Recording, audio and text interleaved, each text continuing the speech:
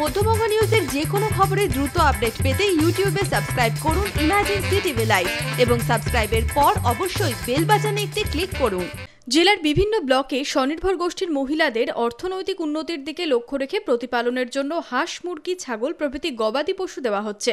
বিভিন্ন আর্থিক সামাজিক উন্নয়নের পাশাপাশি এর মধ্যে দিয়ে গ্রামীণ অর্থনীতি চাঙ্গা হলে গড়ে উঠবে আদর্শ গ্রাম বা মডেল ভিলেজ। নবগ্রাম থানার শিবপুর গ্রাম পঞ্চায়েতের মুকুন্দপুরকে মডেল ভিলেজের রূপ দিতে এবং স্বনির্ভরতার বিভিন্ন দিক এলাকাবাসীদের কাছে তুলে ধরতে মুক্তিধারা প্রকল্পের যৌথ উদ্যোগে চলছে গবাদি পশু প্রতিপালন প্রশিক্ষণ শিবির। আমাদের যেহেতু মুকুন্দপুর একটা মডেল ভিলেজ, নবগ্রাম থানার মধ্যে মুকুন্দপুর গ্রামটা একটা মডেল ভিলেজ হয়েছে।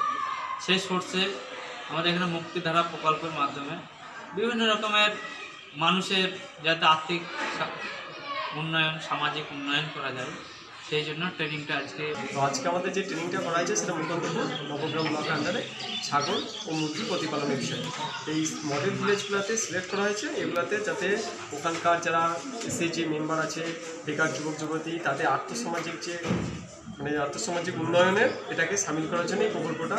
গবাদি পশু প্রতিপালন করে কিভাবে আয়ের মুখ দেখবে এলাকাবাসীরা, সেই নিয়েই প্রশিক্ষণ দেওয়া হয় এদিনের শিবিরে। কনভার্জেন্স স্কিমে যদি পালন করা যায় তাহলে আমাদের যে প্রোডাকশান রেটটা বাড়বে, মুরগি বা হাঁস অথবা ছাগল এগুলো, তাহলে আমাদের বাঁচার হারটা মানে বাড়বে।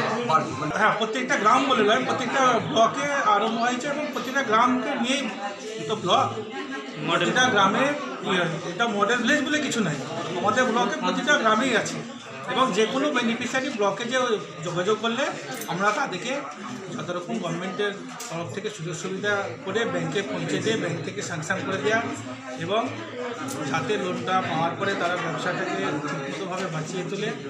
যদি মধ্যবঙ্গ নিউজের এই খবরটি ভালো লেগে থাকে তাহলে অবশ্যই একটি লাইক দেবেন এবং ইউটিউবে ইমার্জেন্সি টিভি চ্যানেলটি সাবস্ক্রাইব করবেন।